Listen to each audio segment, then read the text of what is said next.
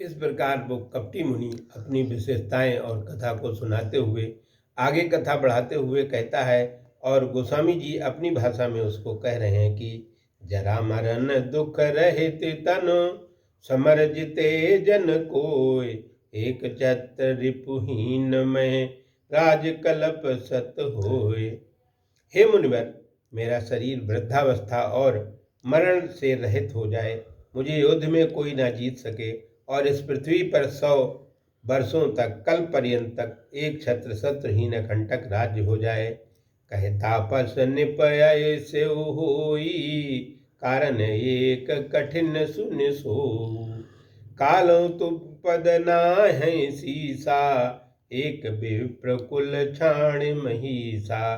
तपस्वी ने कहा, राजन ऐसा ही हो, पर एक कठिन कारण यह है, उसे भी सुनो। हे राजन, ब्राह्मण कुल छोड़कर काल भी तुम्हारे चरण को सिर नवाएगा, और सिर नवाने पर आपके गोस्वामी जी कहते हैं कि तप बल बेप्र सदावर यारा तिनके कोप न हुए रखवारा जो विप्रन बस करहु नरेसा तो बस विष्णु विष्णु अनेका महेशा। तपस्या के बल से भी ब्राह्मण सदैव बलिष्ठ होते रहते हैं। उन ब्राह्मणों को क्रोध से तुम्हारा बचाव नहीं हो सकता। यदि ब्राह्मणों के बस में कर लो तो तुम ब्रह्मा जी, विष्णु जी, शिव जी सबको अपने बस में कर सकते हो।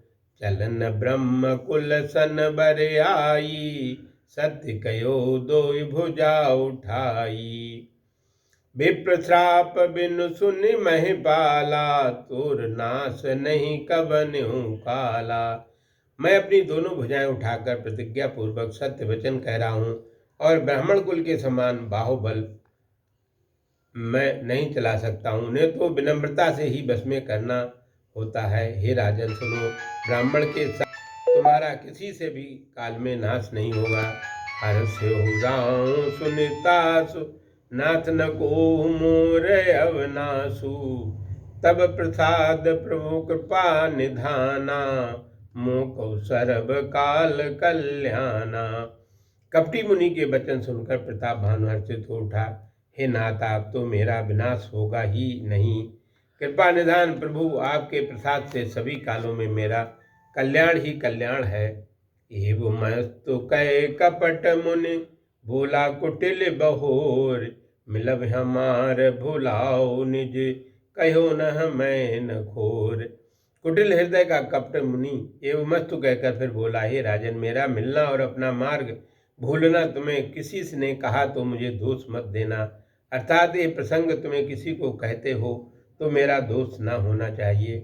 ताते मैं तुम्हें बर जहूँ राजा कहें कथा तब परम अकाजा छठे श्रवण यह परत कहानी नास तुम्हार सत्य मम वाणी।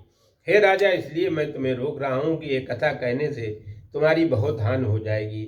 उठें, छठे काम में इस कथा के पढ़ने पर तुम्हारा नाश होगा। ये मेरी वाणी सत्य है। यह प्रगटे अथवा दुज श्रापा नाश तोर सुन भानु प्रतापा अनुपाय निधन तब नाही जो हर हर को पै मन माही।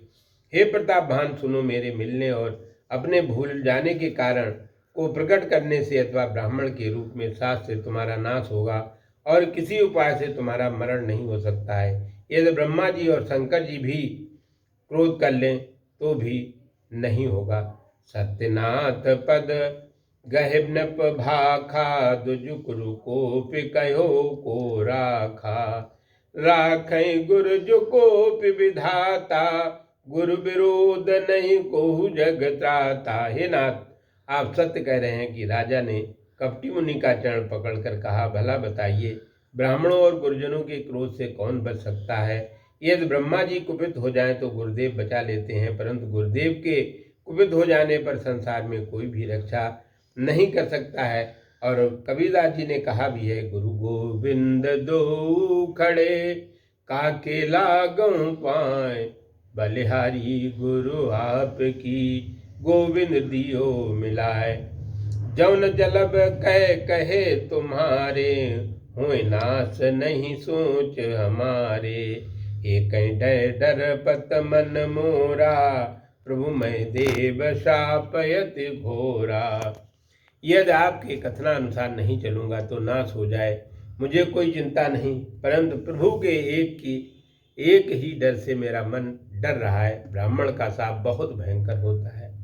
ब्राह्मण अगर किसी को श्राप दे दे तो फिर उसका सर्वनाश निश्चित है। हुई विप्रबस कवन विधि, कहो कृपा कर सोय। तुम तज दीन दयाल निज, हेतु न देखो कोय। ब्राह्मण किस प्रकार से बस में हो सकते हैं, ये मुझे कृपा करके बताइए।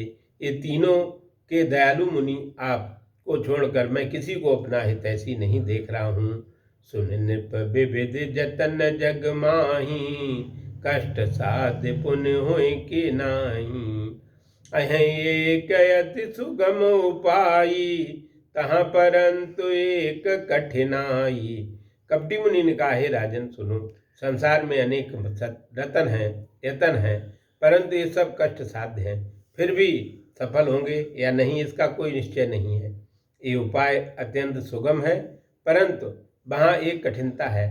यम आधीन जुगत नप सोई, और मोर जाओ तब नगर न होई। आज लगे अरु जब ते भयऊ, काहू के ग्रह सगाम न गयऊ। जो न जाव तब हुए अकाजू, बनाए असमंजस आजू। राजन, ये मुक्ति मेरे अधीन है और तुम्हारे नगर में ऐसा हो जाना ही नहीं हो सकता है। आज तक मैं जब से जन्मा हूँ किसी के गृह या गांव में नहीं गया हूँ। यदि नहीं जानता हो तो बड़ी हानि हो जाती। आज बहुत बड़ा असमंजस बन गया। सुन महिष बोल्यो मृदुवानी, नाथ निगम यस नीति बखानी। बड़े सने लघुन पर करही, गिर निज सिरन सदा तृण धरही। जलद अगाध मौल भय फेनु, संतति धरन धरत सिरुधेनु। कपटी मुनि की असमंजन से भरे वचन सुनकर प्रतापभान कोमल वाणी में बोले, नाथ, वेदों में ऐसी नीति कही है, बड़े लोग अपने से छोटों को आदर करते हैं। अग्नि धुएं और पर्वत के तिनकों को धारण करके ढोता है, और अगाध समुद्र अपने मस्तक पर फेन को धारण करता है। पृथ्वी अपने सिर पर निरंतर धूल को धारण करती है। अस कह गहे नरेश पद, स्वामी हो कृपाल, और मोह लाग दुख सहाय प्रभु सज्जन दीन दयाल। इतना कहकर राजा ने कपटी मुनि के चरण को पकड़ लिया और बोला, हे स्वामी, आप मुझ पर कृपा कीजिए। हे सज्जनों और दीनों पर दया करने वाले, मेरे लिए कष्ट सह लीजिए। जय जय सीताराम, जय जय जय हनुमान। जय जय सीताराम, जय जय जय हनुमान।